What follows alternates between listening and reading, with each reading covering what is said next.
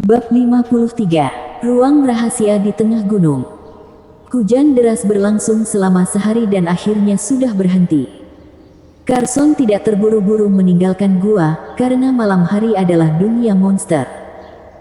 Dia memindahkan batu-batu besar dan menumpuknya di pintu masuk gua untuk mencegah monster masuk di malam hari. Menghabiskan malam dengan setengah tertidur dan setengah terjaga, semuanya aman terkendali. Mendorong batu dan berjalan keluar dari gua, di sekitar semuanya tampak lembab, matahari terbit dan cahaya emas bersinar, ada tetesan air yang tak terhitung jumlahnya di setiap daun di dahan pohon dan di setiap rerumputan hijau, membiaskan matahari pagi dan memancarkan cahaya warna-warni, indahnya luar biasa. Udara lembab dan segar, menarik napas dalam-dalam, terasa segar kembali. Carson memilih arah kemarin, terus bergerak maju dengan bungkusan di belakang punggungnya. Dan terakhir, dengan sangat tidak berdaya, dia sangat yakin dirinya sudah sesat. Sekilas memandang, penuh dengan vegetasi yang subur, sulit membedakan lokasinya. Hanya mengandalkan keberuntungan, Carson diam-diam berpikir, dirinya harus berhati-hati, di sini adalah Gunung Fulong, ada banyak monster. Pikiran ini baru saja muncul dan segera ada sosok, datang menyerang dan bergegas dari samping dengan kecepatan tinggi. Carson menghunus pedangnya dan menebas. Satu pedang sangat akurat, membunuh langsung.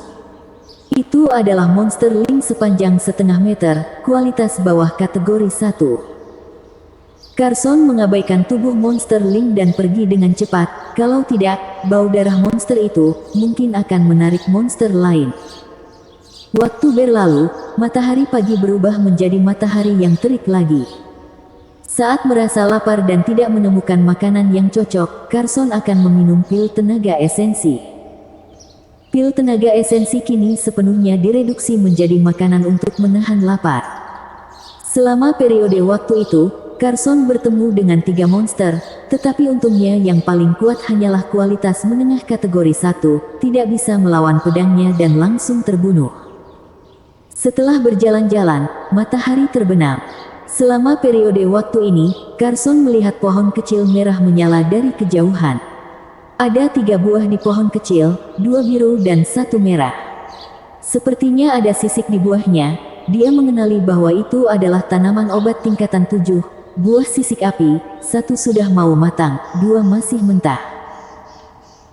Tanaman obat tingkatan 7 sangat berharga, Carson sangat bersemangat, tetapi dia tidak berani mengambilnya, karena di samping pohon buah sisik api, ada monster merah menyala yang sedang merangkak, sepertinya serigala, kelihatannya sangat ganas, roh jahat tirani menembus seluruh tubuh, sangat menakutkan. Sengala api neraka.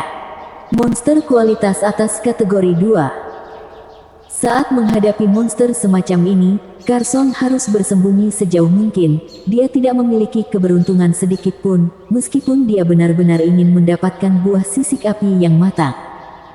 Setelah pergi dengan hati-hati, dia menghela nafas lega. Matahari terbenam dan langit gelap, Carson harus mencari tempat lain dengan pemandangan yang relatif luas dan tempat yang lebih aman untuk bermalam. Malam tidak damai, raungan berbagai monster terus datang dan pergi. Carson tidak berani tertidur, hanya bersandar pada batu dan membiarkan dirinya beristirahat sebisa mungkin. Angin gunung di malam hari sangat dingin, membuat Carson tidak tahan, sehingga dia harus menggunakan keterampilan surgawi mutlak pedang sejati untuk mengerahkan energi darah agar tetap hangat. Akan tetapi, teknik ini juga akan menguras tenaga darah, tetapi tidak sebanyak saat melakukan seni bela diri tingkat manusia, tetapi tidak dapat bertahan lama, setelah beberapa waktu, langsung berhenti, kemudian memulihkan kembali. Di tengah malam, monster lain mendekati Carson, menunggu kesempatan untuk menyerang.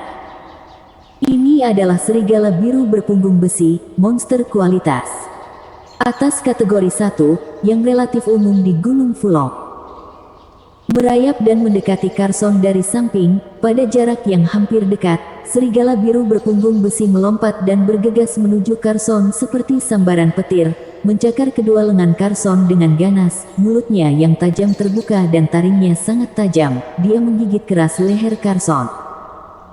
Kedua mata yang tertutup tiba-tiba terbuka, pedang besi berharga yang bertumpu pada kaki entah kapan terangkat dan pedang itu ditarik keluar dari sarungnya. Cahaya pedang sangat menyilaukan di langit malam, melampaui bulan terang di langit malam. Sebilah pedang, dengan ketajaman yang mencengangkan, menusuk serigala biru berpunggung besi yang sedang menyerang, menusuk dari mulutnya yang terbuka, menembus tenggorokannya dan keluar dari belakang lehernya. Dengan jentikan pergelangan tangan dan sedikit getaran pedang panjang, serigala biru berpunggung besi yang hendak melawan terlempar puluhan meter jauhnya, mendarat di tanah dan berguling kembali belasan meter. Pengendalian kekuatan jadi lebih halus. Carson diam-diam berpikir. Tetapi dia juga tahu, dengan kekuatan saat ini, tidak masalah untuk membunuh monster kualitas atas kategori 1 seperti serigala biru punggung besi. Tetapi tidak mungkin untuk membunuhnya dengan satu pedang. Kali ini, ada sedikit keberuntungan. Mungkin keberuntungannya adalah Carson tidak bertemu dengan monster kategori kedua, jadi dia menghabiskan malam tanpa bahaya dan melanjutkan perjalanan. Semakin lama dia tinggal di Gunung Fulong, semakin banyak pengalaman Carson dalam bertahan hidup di alam liar. Jika bukan karena basis pelatihannya terlalu rendah dan kekuatannya tidak mencukupi, dia tidak akan mau pergi begitu cepat. Pada hari ketiga, Carson menyelamatkan seorang petarung yang terluka dan mengoleskan obat ke lukanya. Kemudian, dia mengerti apa maksud hati manusia tidak dapat diprediksi. Saat Carson tidak memperhatikannya, orang ini tiba-tiba melakukan serangan diam-diam untuk membunuh Carson. Untungnya, Carson memiliki 5 indera yang sangat tajam. Dia segera bereaksi dan basis pelatihan lawan luar biasa. Cederanya tidak serius, jadi tidak terlalu memperhatikan Carson.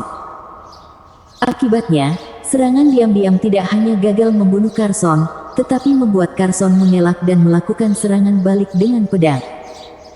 "Berhenti, aku ingin memberikan semua ini padamu." Petarung dengan basis pelatihan alam energi darah tingkat ke-7 menutupi dadanya, wajahnya pucat dan terus berkata, "Baik." Carson terlihat dingin dan tegas, dia dengan baik hati menolong orang lain tapi dibalas dengan kejahatan dan hampir terbunuh, hatinya merasa tidak nyaman. "Aku akan melemparnya, kamu tangkap." Petarung berkata sambil melempar barang di tangannya ke Carson, sambil membalikkan tubuhnya, seolah-olah hendak berbalik dan pergi. Tiba-tiba, orang ini berbalik, sepertinya mundur tapi sebenarnya maju, dengan bayangan sisa muncul di sisi kiri Carson, menikam leher Carson dengan pisau pendek di tangannya. Sebilah pisau menusuk, tetapi tidak ada orang di bawah pisau itu, perasaannya tidak enak, tetapi sudah terlambat. Carson melakukan teknik langkah angin, mengelak dan mendekatinya. Pedang besi berharga menembus jantung langsung dari belakang, membunuhnya dengan satu pedang. Sebenarnya, meskipun orang ini benar-benar memberikan segalanya kepada Carson, Carson tidak berniat melepaskannya. Pedang adalah pedang pembunuh, tidak boleh membunuh orang yang tidak bersalah, tetapi membunuh yang pantas untuk dibunuh. Pisau pendek itu terbuat dari besi halus, tetapi bernilai sejumlah batu giok. Carson menggantung di pinggangnya. Di dalam bungkusan itu, ada 7 tanaman obat tingkatan 3 dan tingkatan 4, beberapa pil tenaga esensi dan pil darah monster, beberapa makanan kering, dan di tubuh petarung ini ditemukan lagi tiket uang dan 10 uang giok ungu. Uang giok adalah mata uang yang beredar, terbagi menjadi putih, merah dan ungu. Nilai nominal koin giok putih adalah yang terendah. 1 uang giok merah sama dengan 10 uang giok putih, 1 uang giok ungu sama dengan 10 uang giok merah, 1 tiket uang memiliki nilai nominal 1000 uang giok putih, nilainya total adalah 2000 uang giok putih. Tidak diragukan lagi, ini merupakan jumlah uang yang sangat besar bagi Carson yang tidak pernah menerima banyak uang giok sejak masih kecil. Pada hari keempat, Carson diburu oleh monster kualitas bawah kategori 2. Dia menggunakan teknik langkah angin berkali-kali untuk melarikan diri. Pada hari kelima, Carson tampak sangat berantakan, matanya sedikit lelah, tetapi pandangan matanya lebih tajam. Harus meninggalkan Gunung Fulong secepat mungkin, jika terus berlanjut, takutnya akan sulit untuk bertahan. Carson diam-diam berpikir, kemudian memilih arah lagi. Kelangsungan hidup 5 hari di pegunungan telah memberinya beberapa pengalaman, semuanya dinilai dari pengalaman, sisanya serahkan pada keberuntungan. Kalau dipikir-pikir, keberuntungannya harusnya tidak terlalu buruk. Segera, Carson tahu bahwa nasibnya sangat buruk. Lari. Berlari mempertahankan hidup. Berlomba dengan hidup dan mati. Di belakang Carson, 12 serigala biru berpunggung besi mengejar bersama. 1 lawan 1, bahkan 1 lawan 2, atau bahkan 1 lawan 3, dia masih yakin bisa membunuh serigala biru berpunggung besi, tetapi 1 lawan 12 ini tidak ada bedanya dengan menyerahkan diri sebagai makanan. Teknik langkah angin tingkat tinggi. 1 langkah, 2 langkah, 3 langkah. 1 langkah adalah 3 meter, dalam sekejap, 3 langkah adalah 9 meter, terus berlari dengan liar. Langkah kaki secepat roda yang berputar, sosok itu seperti angin, melompati tumbuhan dan bebatuan. Carson sekali lagi berharap keberuntungannya lebih baik dan melepaskan diri dari pengejaran 12 serigala biru berpunggung besi di belakangnya, tetapi kenyataan kejam sekali lagi, membuat dia sadar bahwa mengandalkan keberuntungan itu tidak realistis. Di depan ada tembok gunung, sisi kanan juga sama, setinggi 30-40 meter, tertutup lumut basah, sulit didaki. Di sisi kiri adalah tebing. Carson melihat lebih dekat, setinggi 100 meter, jika melompat turun, pasti akan menjadi roti. Di belakangnya ada 12 serigala biru berpunggung besi. Dengan punggung menempel di dinding gunung, Carson bergerak perlahan, matanya setajam pedang, dia menatap tajam ke arah serigala biru berpunggung besi yang berhenti berlari tapi perlahan mendekat dengan pengepungan berbentuk kipas. Monster pasti memiliki kebijaksanaan tertentu, serigala biru berpunggung besi bahkan lebih licik. Tidak ada cara untuk mundur, aku tidak mundur lagi, berjuang mati-matian, mungkin masih ada secercah kehidupan. Carson diam-diam berpikir, sikapnya tegas. Taktik karakter kejam tidak hanya kejam terhadap musuh, tetapi juga kejam terhadap diri sendiri. 12 serigala biru berpunggung besi mendekat selangkah demi selangkah, memberi tekanan yang besar bagi Carson. Carson juga melangkah perlahan, menyesuaikan momentum energi tubuhnya, tidak mau kalah. Di bawah tekanan seperti itu, kecepatan keterampilan surgawi mutlak pedang sejati sedikit lebih cepat dari biasanya. Carson melirik ke arah 12 serigala biru berpunggung besi dan perlahan menggerakkan tubuhnya ke persimpangan 2 dinding gunung, sehingga serangan yang dia hadapi relatif sedikit. Dari sudut matanya, dia melihat sekilas cekungan di dinding gunung kiri. Bagian dalam cekungan itu datar, bentuknya kelihatan tidak wajar. Bentuk itu memberi perasaan yang akrab kepada Carson, seolah-olah dia pernah melihatnya di suatu tempat. Carson teringat dengan bentuk patongan besi hitam yang diperoleh setelah mengalahkan manusia ular, bukankah itu sangat mirip dengan cekungan di dinding gunung? Ada gelombang harapan di dalam hati, sambil menatap 12 serigala biru berpunggung besi, dia memegang pedang di tangan kanannya untuk mendapatkan momentum, melepaskan ikatan beban dengan tangan kirinya, mengeluarkan potongan besi hitam, lalu menekan potongan besi hitam segitiga tidak beraturan di cekungan dengan perasaan coba-coba.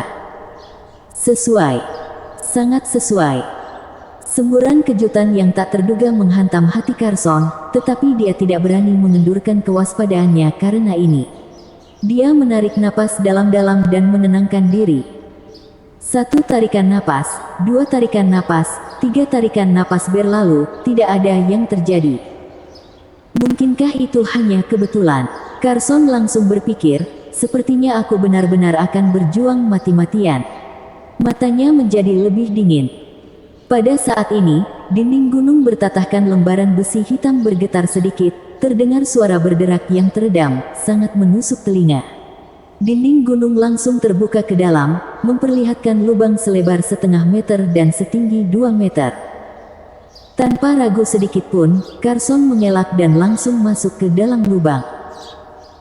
12 serigala biru berpunggung besi berlari dengan liar dan mengejar, tetapi pintu masuk gua ditutup kembali, sehingga 12 serigala biru berpunggung besi hanya bisa melolong marah dan tidak berdaya. Tempat apa ini? Setelah memasuki gua, Carson melihat sekeliling, tetapi gelap gulita, bahkan tidak bisa melihat jari-jari tangannya. Carson segera mengeluarkan kayu api, api menyala, perlahan semakin kuat, cahaya api menerangi jarak beberapa meter di sekitarnya, memungkinkan Carson untuk melihat dengan jelas. Memegang pedang di satu tangan dan api di tangan lainnya untuk menjaga kewaspadaan tingkat tinggi, dia berjalan perlahan ke depan. Ada dinding datar di kiri dan kanan, seperti lorong ruang rahasia. Ada anglo yang tergantung, di dalam anglo ada sedikit lemak hewan yang tersisa dan biasanya digunakan sebagai penyulut api. Menyalakan lemak hewan di anglo secara terpisah, api membara dan menjadi terang. Bersambung. Bab 54 Warisan Penakluk Naga. Udaranya kering, meski sudah bertahun-tahun tidak ada yang memasukinya, juga tidak terasa sulit untuk bernapas. Carson melihat sekeliling dengan hati-hati dengan bantuan cahaya dari anglo, dia merasa sangat terkejut. Berjalan melewati lorong beberapa meter, lalu masuk ke ruangan batu. Benar, dinding sekelilingnya terbuat dari batu datar dan halus berwarna biru tua. Ruangan batu diperkirakan memiliki panjang dan lebar belasan meter, tingginya sekitar 5 meter. Dengan cepat pandangannya menyapu, Carson mendarat di tengah ruangan batu dan langsung tertang. Itu adalah meja batu biru tua, duduk di belakang meja batu adalah sosok berjubah coklat. Senior, Carson mencoba memanggil, tetapi tidak ada jawaban. Dia berjalan beberapa langkah dan melihat lebih dekat, tiba-tiba terkejut. Orang yang duduk adalah mumi. Tidak tahu sudah berapa lama meninggalnya. Di belakang mumi terdapat deretan rak buku, ratusan buku tertata rapi, dan di depan mumi juga terdapat beberapa benda di atas meja batu. Carson sangat berhati-hati. Setelah memastikan bahwa tidak ada bahaya jebakan, dia berjalan ke depan meja batu, menatap benda-benda di atas meja batu. Gulungan kertas yang terbuat dari kulit binatang, berjumlah 5 jilid, ada juga secarik kertas kulit binatang yang terbentang, dengan tulisan huruf hitam kecil, kuas tulis serta batu tinta dengan tinta hitam kering diletakkan di sampingnya. Aku Junisu, dikenal sebagai Master Penakluk Naga. Carson membaca dengan hati-hati kata-kata hitam, itu adalah catatan bunuh diri. Isi catatan itu membuat Carson semakin terkejut, semakin lihat semakin bersemangat. Master Penakluk Naga Junisu ini adalah seorang petarung yang lebih kuat dari tetua keluarga. Carson tentu sudah tahu, di atas alam energi darah adalah alam pelatihan kekuatan, dan di atas alam pelatihan kekuatan adalah alam marsial sejati. Master Penakluk Naga ini bukan hanya seorang master alam marsial sejati, tetapi juga master puncak alam marsial sejati. Puncak alam marsial sejati. Carson penuh emosi. Di seluruh kota Fengwu, alam pelatihan kekuatan adalah yang terkuat, sedangkan alam marsial sejati adalah legenda. Tidak disangka, dia bisa bertemu dengan master alam marsial sejati, meskipun sudah mati dan berubah menjadi murni.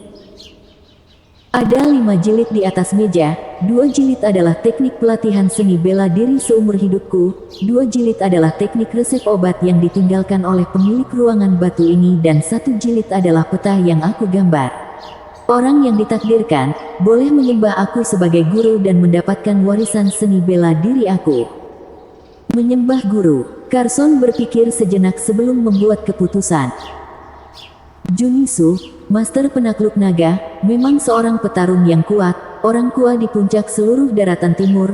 Orang seperti ini jika ingin menerima murid, selama berita tersebar, pasti akan menarik bakat dan talenta yang tak terhitung jumlahnya. Semuanya akan berjuang mati-matian.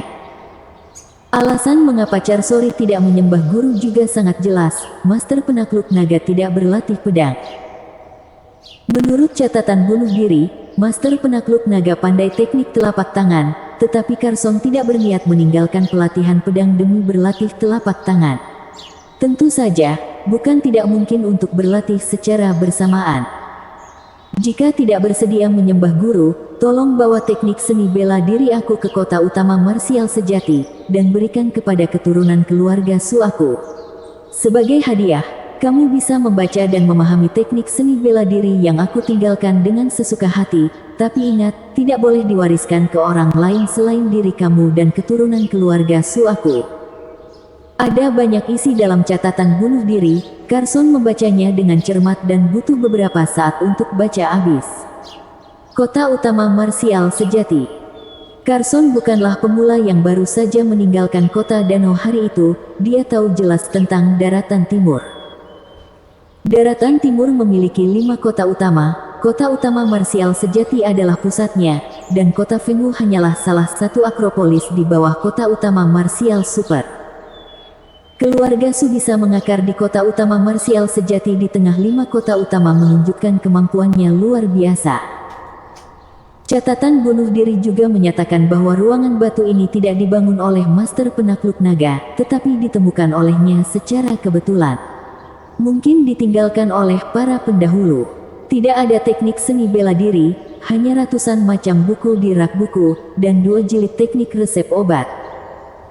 Dia bilang dia ingin memasuki gunung binatang buas, meninggalkan daratan timur dan pergi ke dunia yang lebih luas dalam legenda. Tetapi dia bertemu dengan monster yang kuat, dikalahkan dan terluka. Dia melarikan diri saat diburu. Setelah memasuki Gunung Fulong, dia tahu bahwa waktunya hampir habis. Dia tidak punya waktu untuk kembali ke keluarganya, jadi dia pergi ke ruangan batu ini, meninggalkan teknik seni bela diri, dan menulis catatan bunuh diri. Tanggal tanda tangan terakhir dari catatan bunuh diri adalah 336 tahun, artinya, Master penakluk naga telah meninggal selama 60 tahun. Carson juga satu-satunya orang yang berjodoh dalam 60 tahun terakhir. Nasib tidak buruk. Carson tertawa sendiri, lalu mengambil gulungan pertama kertas kulit binatang, membentangkannya dan membaca dengan cermat. Jilid ini tentang teknik keterampilan, total ada 4 bagian. Jurus penakluk naga cocok untuk pelatihan energi darah. Tidak peduli siapa yang mempraktikkannya, setidaknya bisa meredam energi darah 4 kali. Keterampilan penakluk naga kecil tingkat manusia kualitas super sangat cocok bagi alam energi darah yang mengolah kekuatan energi darah. Total ada 5 tahap, jika dipraktekkan sampai tahap keempat, maka bisa memadatkan kekuatan penakluk naga di dalam tubuh. Kekuatan penakluk naga besar, teknik tingkat bumi kualitas atas sangat cocok bagi alam pelatih kekuatan untuk melatih kekuatan internal, yang dikenal karena kekuatannya. Kekuatan sejati penakluk naga, teknik tingkat langit kualitas menengah sangat cocok bagi alam marsial sejati melatih kekuatan sejati, ganas dan mendominasi, menaklukkan naga dan menaklukkan harimau. Carson bisa memahami isi teknik penakluk naga, tetapi dia sama sekali tidak bisa memahami arti dari kekuatan penakluk naga besar dan kekuatan sejati penakluk naga. Keajaiban teknik tingkat bumi dan tingkat langit jauh melampaui pelatihan dan akumulasi seni bela dirinya saat ini. Ini tidak menjadi masalah. Carson penuh emosional. Memang sangat kuat. Jika tidak memiliki keterampilan surgawi mutlak pedang sejati, aku akan berlatih keterampilan penakluk naga, Carson diam-diam berpikir. Tampak jelas, keterampilan surgawi mutlak pedang sejati lebih baik dari keterampilan penakluk naga. Namun keterampilan penakluk naga ada keunggulan yaitu memiliki teknik lanjutan yang lengkap dari asal yang sama, teknik sebelumnya dan selanjutnya diwariskan dalam satu generasi yang berkelanjutan, sehingga kekuatan yang dikembangkan menjadi lebih murni. Menggulung ulang kertas kulit binatang, lalu membentangkan lembaran lain, yaitu seni bela diri. Seni bela diri fondasi pembangun, tangan penakluk naga kecil, ada 8 jurus, sama banyak dengan 8 jurus pedang sejati. Jika dilatih hingga mencapai tingkat tinggi, bisa melatih tubuh hingga 80%, satu hal ini sama dengan 8 jurus pedang sejati. Carson terkejut melihat ini. Sampai saat ini, hanya melihat satu seni bela diri pembangun fondasi yang sebanding dengan 8 jurus pedang sejati. Tangan penakluk naga kecil sangat sengit, membelah batu memecahkan batu, kekuatannya sangat menakutkan. Carson dengan hati-hati memahaminya. Pada akhirnya, Carson sampai pada kesimpulan bahwa meskipun tingkatan tangan penakluk naga kecil sebanding dengan jurus pedang sejati, namun kekuatannya tidak sebaik 8 jurus pedang sejati. Meskipun tangan periakluk naga kecil dilatih sampai ke tingkat unik dan mengeluarkan kekuatan paling tirani, itu paling-paling sebanding dengan tingkat awal tahap pertama seni bela diri tingkat manusia kualitas bawah. Dibandingkan dengan pedang terkuat dari 8 jurus pedang sejati, masih ada celah yang jelas. Hal ini membuat Carson Chen semakin penasaran dengan 8 jurus pedang sejati. Sebenarnya dari mana asalnya? Selanjutnya adalah seni bela diri tingkat manusia kualitas super, tangan penakluk naga besar. Pelatihan tangan penakluk naga besar harus didasarkan pada tangan penunduk naga kecil. Total ada 3 tahap. Kekuatannya tak tertandingi, ganas dan mendominasi, dan berkali-kali lebih kuat dari tangan penakluk naga kecil. Ini mengerikan sekali. Carson Chen tersentak. Di seluruh kota Fenghu, tidak ada teknik keterampilan dan seni bela diri tingkat manusia kualitas super. Lihat lebih lanjut lagi, itu adalah seni bela diri ketiga, tangan jebakan bumi penakluk naga tingkat bumi kualitas atas, dan terakhir, seni bela diri keempat, tangan mengayun langit penakluk naga tingkat langit kualitas menengah. Masing-masing jilid didasarkan pada jilid sebelumnya, masing-masing lebih kuat dan lebih mendominasi dari yang sebelumnya. Apalagi teknik generasi penunduk naga digunakan untuk mempromosikan seni bela diri generasi penunduk naga, kekuatannya dapat dimainkan secara penuh. Teritu, dimulai dari tangan penakluk naga besar, jika tidak ada dorongan teknik generasi penakluk naga, bukan hanya menguras kekuatannya, tetapi bahkan akan merusak tubuh sendiri. Jika tidak benar-benar menyukai teknik pedang, takutnya pikirannya akan terguncang, melepaskan pedang dan menerima warisan teknik penakluk naga ini. Pikirkan saja, dengan warisan teknik yang begitu lengkap, asalkan memiliki bakat yang baik dan kerja keras, pasti akan melangkah ke alam marsial sejati di masa depan, bahkan ada harapan bisa menginjakkan kaki di puncak alam marsial sejati dan menjadi super master puncak daratan timur. Namun, tidak diragukan lagi itu adalah master penakluk naga. Sayangnya, ambisiku tidak ada di sini. Aku ingin membuka jalan baru dengan pedang di tanganku, Carson diam-diam berkata. Tidak tahu apa asal-usul ujung pedang misterius, tetapi Carson merasa nilainya pasti lebih baik daripada warisan master penakluk naga. Mengesampingkan preferensi pribadi, Carson secara alami memilih ujung pedang misterius.